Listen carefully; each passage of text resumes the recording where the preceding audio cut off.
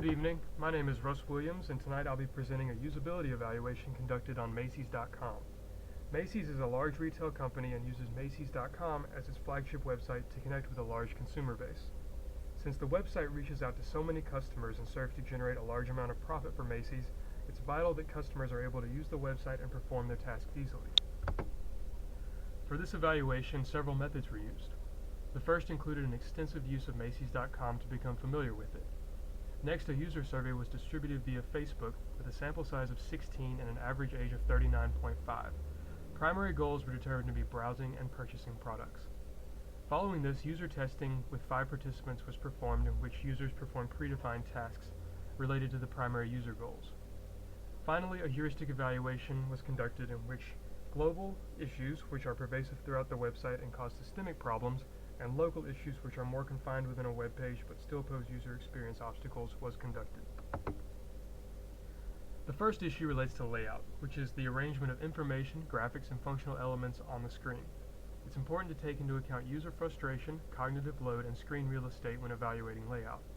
Ineffective layout can result in customer abandonment and unnecessary customer service costs.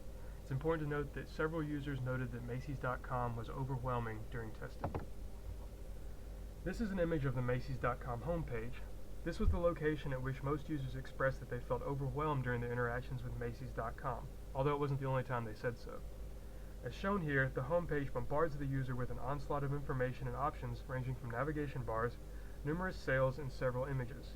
The information is also presented in a way that doesn't seem to contain organization or effective use of screen real estate.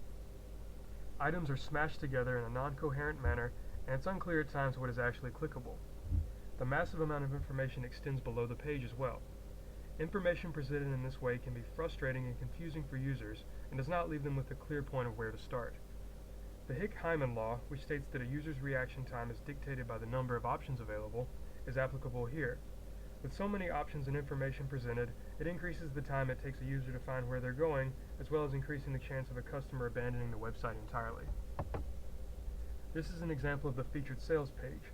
Another good example of violations against layout principles. An ineffective use of gestalt grouping and screen real estate is presented here, with unorganized shapes of differing sizes being arrayed with similar colors. This can prove to be disorienting and overwhelming to users as well. This example shows the store locator and hours page. The primary goal of this page can be determined to be that a user is most likely looking for store locations and hours. However, a large picture of a man wearing a jacket forces the relevant information below the fold. It's uncertain why this image has been placed here, as it serves no functional purpose. It would make more sense to place important information in a visible and accessible area without forcing the user to perform an extra task by navigating below the fold to find what they're looking for. The next global issue is that of navigation, which can be thought of as a network of paths for users to use while traveling through a website. Without effective navigation, users are left to drift through the website with no sense of place.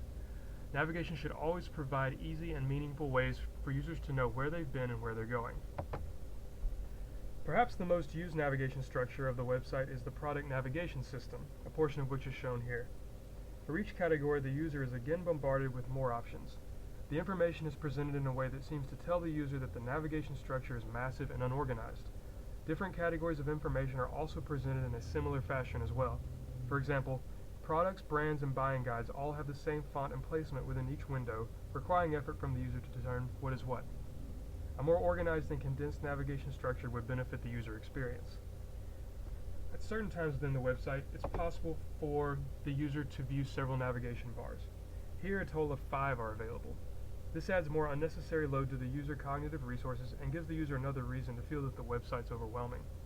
The space consumed by these bars also pushes more information below the fold. A more organized and condensed navigation structure that utilizes breadcrumbs would help to assist with these issues. Sometimes navigation appears on the sidebar of pages instead of the top. This is an example of a left-hand sidebar navigation pane.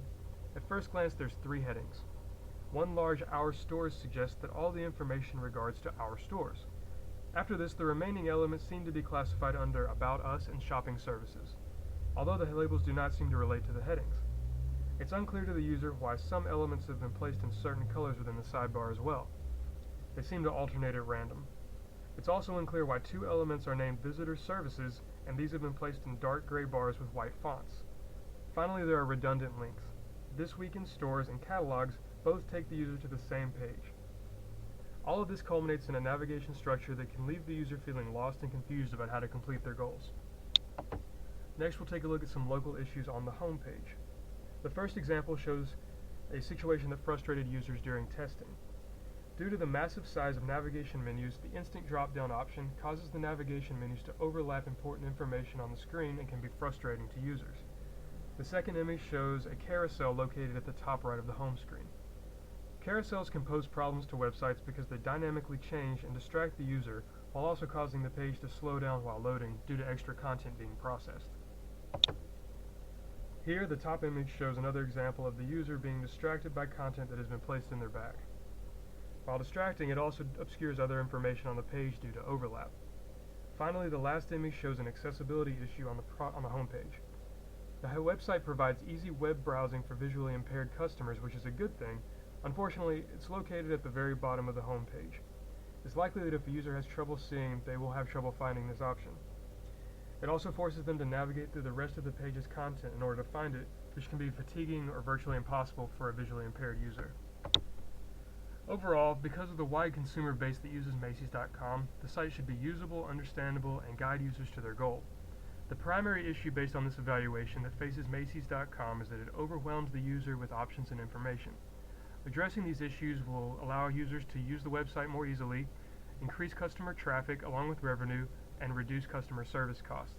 The takeaway here is that the customer wants to purchase a product from Macy's.com. It should be very easy to do. Thank you.